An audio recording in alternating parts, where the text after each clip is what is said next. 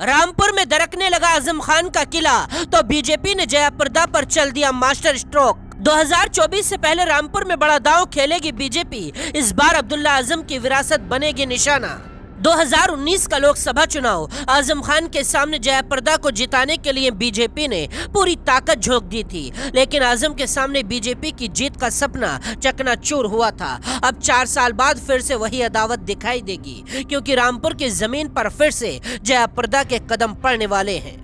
2022 में विधानसभा चुनाव लड़ने के लिए आजम खान ने लोकसभा से इस्तीफा दे दिया था। इसके बाद आजम खान ने सीतापुर जेल में रहते हुए 2022 का चुनाव जीता था, लेकिन 17 अक्टूबर 2022 को उन्हें 3 साल की सजा सुनाई गई और उनकी विधायकी रद्द कर दी गई। इसी तरह उनके बेटे अब्दुल्ला ने भी 2022 के विधानसभा चुनाव में स्वार टांडा से जीत दर्ज की थी, लेकिन 8 महीने बाद वो भी अयोग्य घोषित कर दिए गए। 13 फरवरी 2023 को उन्हें अदालत ने दोषी ठहराया था, यानी आजम और अब्दुल्ला आजम दोनों को ही अपनी विधायकी से हाथ धोना पड़ा। उपचुनाव में भी आजम का प्रत्याशी हार गया था। अब अब्दुल्ला आजम की सदस्यता रद्द होने के बाद खाली हुई विधानसभा सीट पर उपचुनाव कराने की तैयारी चल रही है।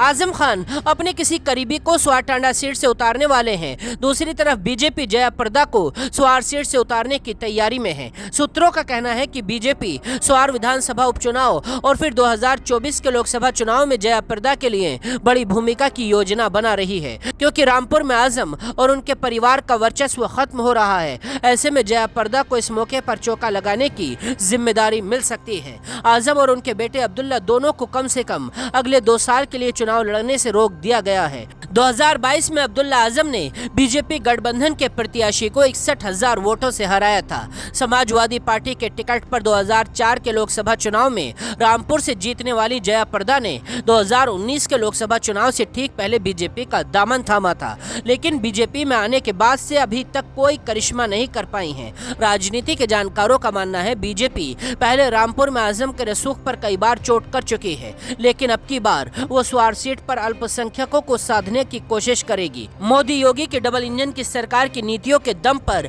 स्वार उपचुनाव में बीजेपी इस बार भगवा लहराने की तैयारी में अभी से जुट चुकी है। दूसरी तरफ आजम खान के हौसले टूटे हुए हैं। आजम खान 108 मामलों में आरोपी हैं, जिनमें से कई जमीन हड़पने की घटनाओं से जुड़े हैं। उनके बड़े बेटे अदीब आजम के खिलाफ 32, छोटे बेटे अब्दुल्ला आजम के खिलाफ 46 और पत्नी तंजीन फातिमा के खिलाफ 34 मामले दर्ज हैं। तीनों कई महीने तक जेल में रहकर आए हैं। खैर, अगर रामपुर में बीजेपी दोबारा जयाप्रदा को उतारती है तो चुनाव रोमांचक हो जाएगा और फिर से वही आजम बनाम जयाप्रदा की सियासी जंग दिखाई देगी। बाकी खबरों के लिए देखते रहिए जनसत्ता.com।